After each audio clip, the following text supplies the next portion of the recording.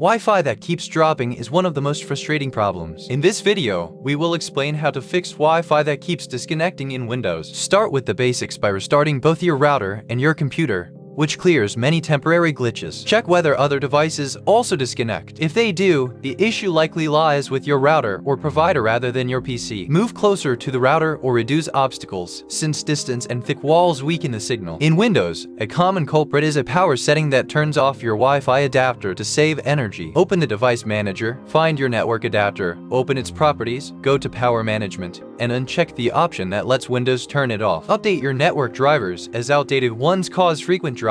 Run the built-in network troubleshooter for guided fixes. Forget the network and reconnect, re-entering the password fresh. Change your Wi-Fi channel on the router if there is interference from neighbors. Make sure your router firmware is up to date. Switching to the 5 GHz band can help if it is available. Working through these steps usually restores a stable, reliable Wi-Fi connection that stays put.